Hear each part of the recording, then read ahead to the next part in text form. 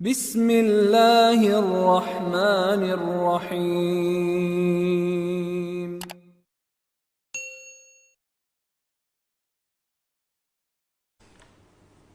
Assalamualaikum Ustaz. Waalaikumsalam warahmatullahi wabarakatuh. Saya ingin bertanya, berdosakah jika mengambil uang suami diam-diam untuk membeli keperluan sendiri kalau suaminya pelit? Terima kasih. Jazakumullah khairan. Ketika Nabi SAW sampai ke kota Makkah Al-Mukarramah pada tahun 8 Hijrah, peristiwa itu disebut dengan Fathu Makkah. Lalu kemudian Nabi duduk di atas bukit Safa, datang seorang perempuan. Kata perempuan ini, "Inna Aba Sufyan rajulun syahih." Ya Rasulullah, sesungguhnya suamiku namanya Abu Sufyan, orangnya syahih. Syahih itu lebih parah daripada bakhil. Pelit sekali. Bolehkah aku ambil uangnya untuk memberi makan anak-anakku dan keperluan aku sehari-hari? Kata Nabi, ambillah. Ambil secukupnya untuk keperluan sehari-hari. Makanya seorang suami ketika setelah akad nikah disuruh Pak Kua baca, coba baca ini, wa ashiruhunna bil ma'ruf, pergaulilah istrimu itu bil ma'ruf. Bil ma'ruf diambil dari kata urf. Urf artinya standar. Untuk kota itu kira-kira standarnya untuk keperluan makan, rumah, tempat tinggal, pakaian, pendidikan anak, itu kira-kiranya berapa cukupnya untuk kota itu. Tentu kita tidak bisa samakan antara Saudi Arabia, Maroko, Sudan, Jakarta, Pekanbaru, Sumatera, Kalimantan. Tidak sama, Papua beda. Makanya digunakan kata urf. Menurut standar di negeri itu berapa? Tidak terlalu tinggi, tidak terlalu rendah, yang sedang. Standarnya 3 juta. Lalu suami memberi 1 juta, maka boleh dia ambil 2 juta. Lebih dari itu berarti dia melampau batas. La ta'tadu, jangan melampau. Innallaha la yuhibbul mu'tadin. Allah tidak suka kepada orang yang melampau batas. Wallahu a'lam bishawab. Kelas 7A, Ibnu Rushd. Apakah peran ibu lebih penting daripada ayah? Ya Rasulullah, wahai Rasulullah, man ahaqqun nas bi husni suhbati? Siapa orang yang paling layak mendapatkan baktiku? Kata seorang sahabat bertanya kepada Nabi. Nabi menjawab, ummuka.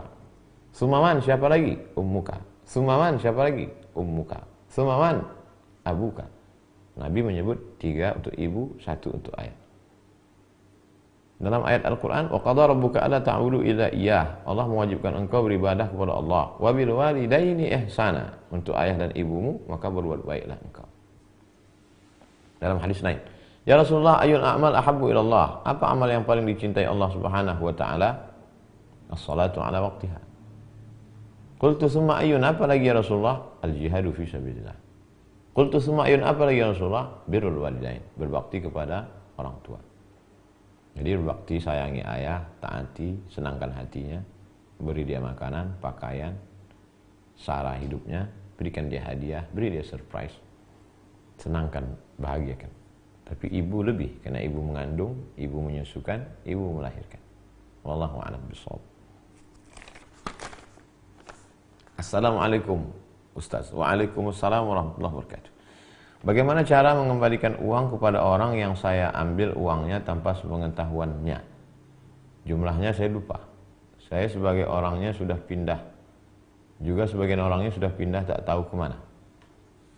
Pertama harus dipastikan jumlahnya berapa. Kalau tidak ingat angka nominalnya agak-agak, kita bisa memprediksi. Kira-kira dulu tahun 90-an kita SMP. Kira-kira kalau anak SMP ngambil uang berapa? Ya taruhlah 100.000. 100.000 tahun 90 itu angkanya dulu tetapkan 100. Yang kedua, berapa gram emas? Karena yang tidak berubah itu adalah dinar harga emas. Jadi kalau 9 tahun 90 itu harga 100.000 itu 1 gram emas tahun 90, maka kalau mau bayar tahun 2020 bukan dengan 100.000-nya, tapi dengan 1 gram emasnya. Karena terjadi inflasi, harga mata uang berubah. Tidak sama 100.000 tahun 90 dengan tahun 2020. Tapi harga emas 1 gram sama. Jadi kalau harga 100.000 itu 1 gram emas, berarti bayar sekarang tahun 2020 1 gram emas. 1 gram emas itu sekarang 500.000. Maka bayarlah 500. Yang ketiga, cari ahli warisnya. Tidak diketahui di mana ahli warisnya. 4, serahkan untuk masalih ammah. Masalih ammah, maslahat umum. Panti jompo, anak yatim, fakir miskin, masjid. bukan person, tapi masalih ammah, kepentingan umum. Wallahu a'lam bishawab.